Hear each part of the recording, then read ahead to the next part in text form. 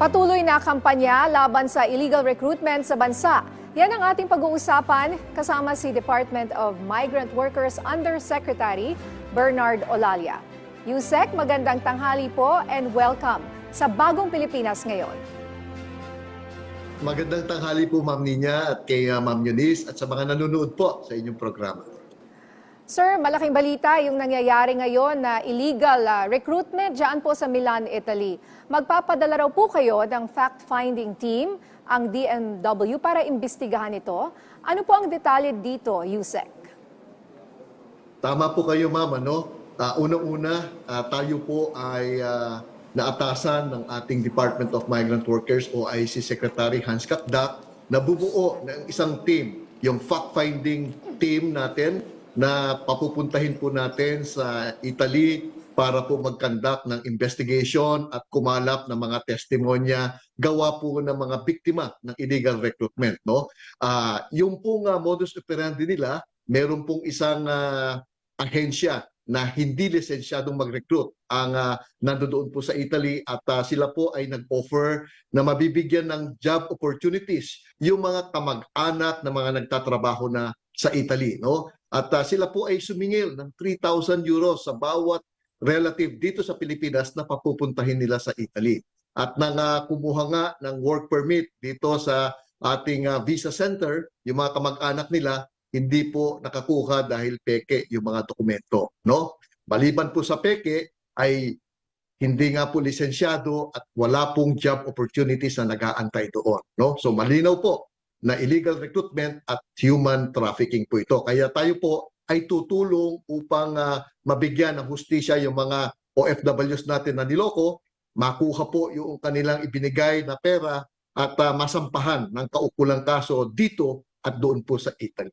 Nako, medyo malaking pera rin po, no, yung mga nakuha sa ating kababayang OFW. But with that, sir, ano po yung assistant ngayon ng DMW sa mga nabiktima po nating mga kababayan? Ang bibigay po nating tulong, unang-una yung tinatawag po nating Action Fund. Ito yung agarang tulong at saklolo sa mga OFWs na nangangailangan.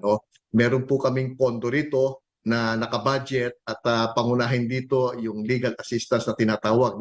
Kami po ay kakausap ng isang legal retainer o isang batikang abogado doon sa Italy na siya pong tutulong sa atin upang magsampa ng kaukulang kaso. Maliban po sa legal assistance, meron po tayong financial assistance din na ibibigay sa ating mga OFWs na naloko nga. At meron din tayong mga psychosocial assistance na ibibigay din. At nang sa ganon, mabigyan po ng tamang direksyon at advice yung mga OFWs natin upang maiwasan na mabiktima ng illegal recruitment. Maaari niyo po bang ipaliwanag sa amin itong Action Fund? Paano po ito makakatulong sa mga biktima ng illegal recruitment? At magkano po ang ibibigay sa kanila? Yung pong Action Fund, ito nga po yung nabanggit natin na agarang saklolo para sa mga OFWs na nangangailangan. Isa po itong pondo na ang halaga po nito na binigay po ng ating batas ay 1.2 billion na mahigit. Meron po kaming legal assistance na ipapaubaya para nang sa ganon, mabigyan po ng hustisya yung mga naloko at nabiktima po nating OFWs. Maliban po sa legal assistance, may financial assistance din po. Naglalaro po ito ng minsan 30,000, depende po doon sa amount na naloko sa ating mga OFWs. At ito pong pondo na ito ay para po sa mga documented at undocumented po nating mga OFWs na tinatawag. Yusek, paano po ang magiging proseso dito? Dahil sabi nyo nga, base sa Milan ang dalawang recruitment agencies na ito at you also mentioned na nag-hire na kayo ng magaling na abogado. Opo. Alam niyo po kasi ito ay isang violation ng ating rules. Tulad ng nabanggit ko, dahil wala silang lisensya at walang otorisado o accredited na foreign employer dyan sa Italy at walang registered job orders, yung pa lang ay indikasyon na illegal recruitment yung ginagawa. Kaya lang, ang hindi po maganda, may mga kababayan tayo na nandyan sa Italy na nagtatrabaho na pinatulan yung offer noong dalawang ahensyang binanggit ko nga na walang lisensya at sila po ay nagbayad ng malaking halaga, no? 3,000 euros yung average na binayad ng ating mga kababayan. Ang kapalit sana nito ay mabigyan ng work permit yung mga kamag-anak ng mga OFWs na nasa Italy na nandito sa Pilipinas at dadalhin sa Italy upang dyan magtrabaho.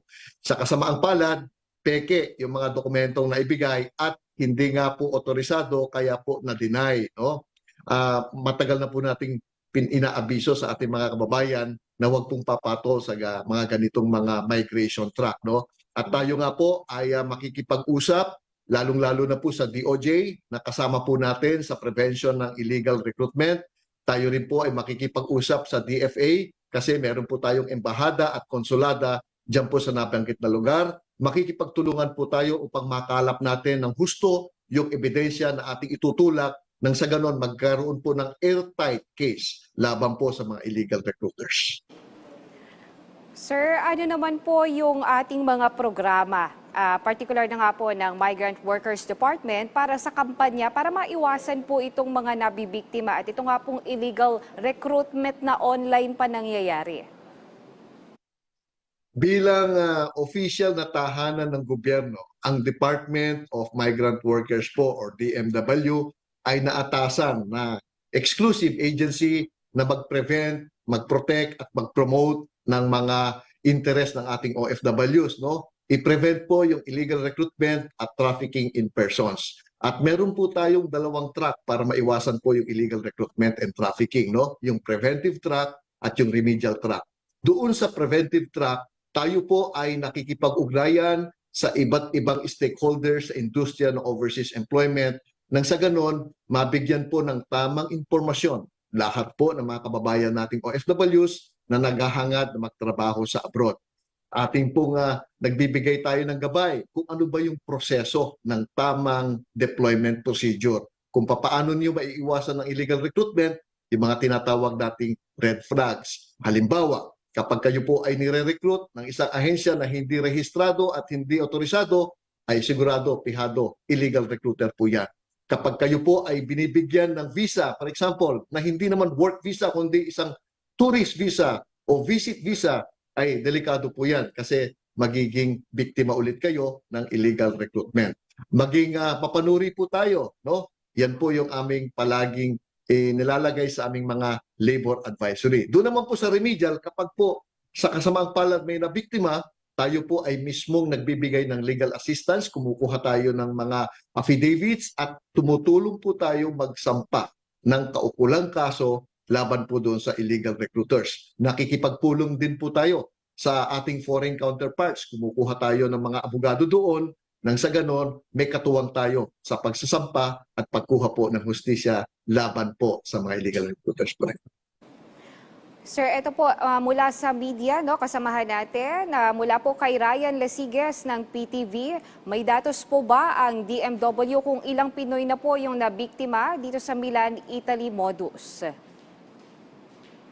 Dalawang ahensya po ang involved dyan. Isa yung Golden at saka yung isa yung Alpha Assistensya. Doon sa Golden, meron na pong mahigit 6 na natulungan ang Department of Migrant Workers. Nakuha na po natin yung kanyang testimonies, yung kanilang testimonies at nagsasampaw na po tayo ng kaukulang kaso. Doon naman po sa isa, meron pong mahigit na 18 na natulungan tayo at nakuha na natin ng testimonya dito sa DMW. At sa tulong po ng DOJ, mahigit 60 na rin po yung natulungan nila at nakuhanan din po ng affidavits para na sa ganon, maumpisa na po yung pagsasampa ng kaukulang kaso. Okay, sir, pero ilan po lahat yung mga biktima ng modus na ito? Halos magdadalawang daan na po yung dalawa pong ahensya na yon at ito pong bilang na ito ay i-validate pa po natin, no?